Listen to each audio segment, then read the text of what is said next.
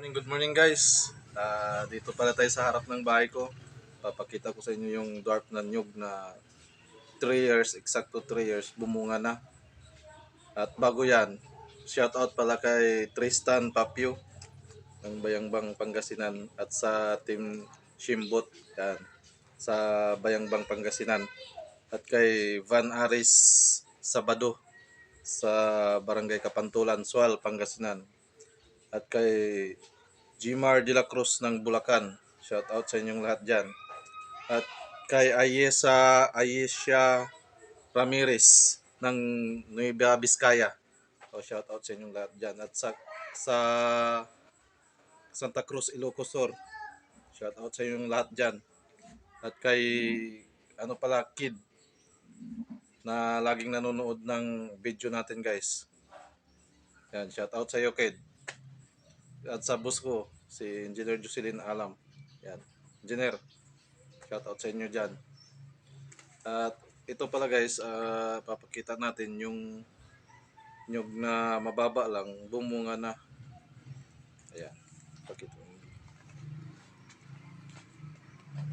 Okay guys, ito yung nyug na guys, na sakto 3 years. Bumunga na siya guys. So, ayan. Ang dami niyang bunga. Marami na tayong na-harvest nito guys. Ito guys is nabawasan na natin to guys. Yun nabawasan natin kanina guys kasi namigay tayo sa kapitbahay natin. Tulad ng sinasabi, wag kang madamot. Mamigay ka ng bunga. Kapag may bunga, mamigay ka sa kapitbahay mo para yung puno daw hindi daw madamot magbunga. Yan guys. Ito yung bunga guys. Abot lang natin to guys. Yan, mababa lang. Nag-umpisa lang dito guys. Nag-umpisa lang dito yung nagbunga na siya guys dito. Dito yung nag-umpisa. Ayan may mga pinagkuhanan na dito guys. Yan. Ito. Yan. At bumunga na ng sakto 3 years. Pero maraming nalalaglag guys na maliliit yan. At mayroon nang tumubo dyan. Yung katulad din ng tinanim natin dun sa pinakita natin sa vlog ko dun sa sagingan. Sa maliit na sagingan dun. Yun lahat yun. Mga dwarf ganito kahaba-baba lang bubunga na. Yan guys, maraming bunga yan guys. Yan.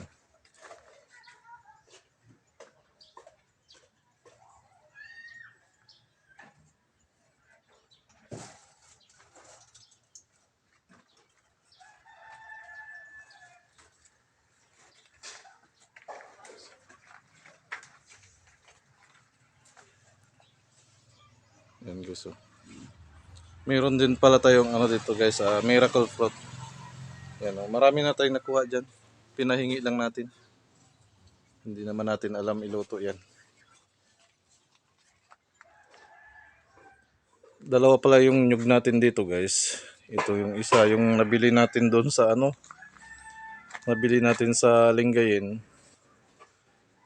Napiki tayo guys. Hindi pala totoong dwarf.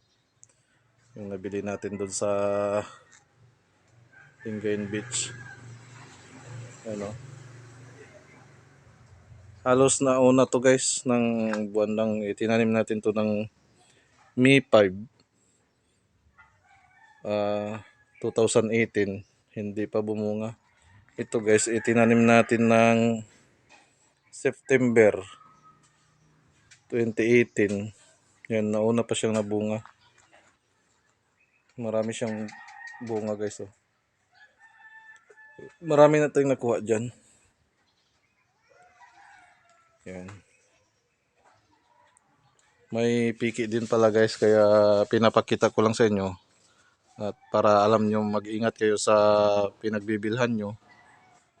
Kasi may hindi nagsasabi ng totoo Sabi dwarf, mataas naman. Matangkad na, oh. Yan. Tangkad na guys, wala pang bunga.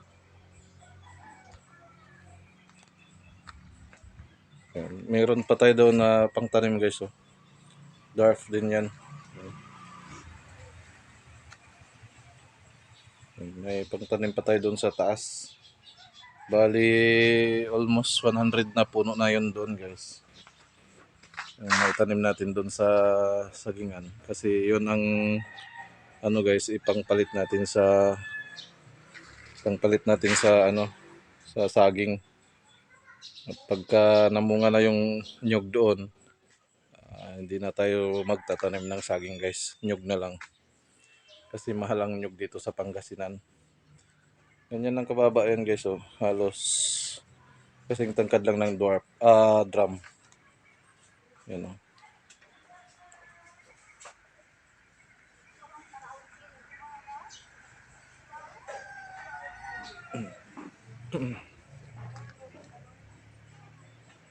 Okay guys. Yan, nakita nyo na. Huwag kayo basta-basta bumili ng dwarf na nyug.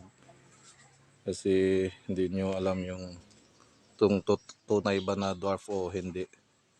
Dapat bumili kayo yung legit talaga yung alam nyo na dwarf. At ito pala guys, nagmahal yung nagmahal yung binhi nito guys. Dati bili natin 150. Ngayon nagiging 180 na guys. Yung isa. Kaya nagpapabinhi tayo dyan. Yan, gagawin na natin binhi yan guys. Yan ang mga yan, oh. Binhi na yan. Hindi na tayo dyan, kukuha ng buko. Gawin ng binhi na lang.